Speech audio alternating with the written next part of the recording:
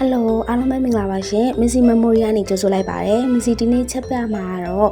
ကနန်းကော်ကျော်ပုံစံမျိုးပဲပေါ့နော်။ကြက်ဥကော်ကျော်လေးကိုကြော်စားပြမှာဖြစ်ပါတယ်။ပထမဦးဆုံးကြက်ဥတစ်လုံးကိုဖောက်ထည့်ပြီးတော့မှွေထားပါမယ်။ပြီးတော့ပြောင်းကော်မှု9စွန်းသုံးပါတယ်။အဲ့တော့ Missy တို့ခုနပြောင်းကော်မှုတဲကိုရေလေးနည်းငယ်ထည့်ပြီးတော့ Missy တို့မှွေပါမယ်။ကော်မှုလေးကြေသွားတဲ့အနေထားထိမှွေပြီးသွားရင်အရသာမှုထည့်မယ်ပြီးတော့စားထည့်မယ်။ပြီးတော့ခရုစီထည့်ပါမယ်ရှင်။ဒီအဲ့တော့ခုနကခောက်ထားတဲ့ကြက်ဥလေးထည့်လိုက်ပါမယ်။ပြီးရင်အဲ့ဒါတွေအကုန်လုံးကိုရုံးမွေးလိုက်ပါမယ်ရှင်။အခုလိုနေထားလေးရပြီဆိုရင်တော့ကြက်သွန်ဖြူလေးခုနကလှီးထားလေးရဲပြီးတော့ကြိတ်သားလေးရဲပေါ့နော်။အဲ့ဒါကိုစီပူပေါင်းဆောင်ပြီးတော့ကြက်သွန်ဖြူလေးထည့်မယ်။ပြီးသွားရင်ခုနကအိမ်မှာရှိတဲ့ကြိတ်သားလေးထည့်မယ်။ကြိတ်သားကိုအယောင်ပြောင်းတဲ့အထိချက်ပါမယ်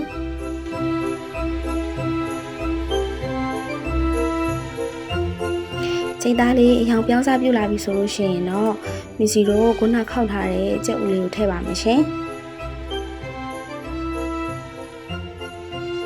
ဒီကိုရီလေးနဲ့ကြိတ်သားလေးနဲ့ကိုအယောင်ပြောင်းလာတဲ့အချိန်ထိမီအေးနဲ့ချက်ပေးရမှာဖြစ်ပါတယ်ရှင်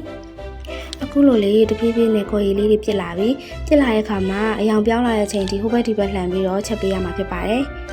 ကဲအဲ့တော့နောက်ဆုံးပိတ်ကတော့အခုလိုမျိုးလေးဖြစ်လာပြီဆိုလို့ရှိရင်အိမ်မှာရှိရဲ့ကြက်သွန်မိန်လေးကိုဖြူလိုက်ပါတယ်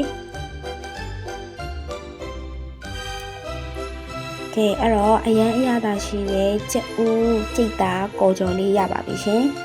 ကဲဒါလေးကိုထမင်းနဲ့ပဲတွဲစားစားအနည်းငယ်နဲ့ပဲဆက်စားအရန်စားလို့ကောင်းပါတယ်ရှင်ကဲအဲ့တော့အခုလိုမျိုးအလွယ်တကူချက်ပြုတ်လို့ရတဲ့အရန်ရတာရှိလာတဲ့ကြက်ဥကြိတ်သားကော်ကြော်လေးကို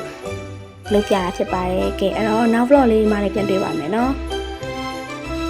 အဆုံးထိကြည့်ပေးရတဲ့ကျေးဇူးပါအားလုံးတတား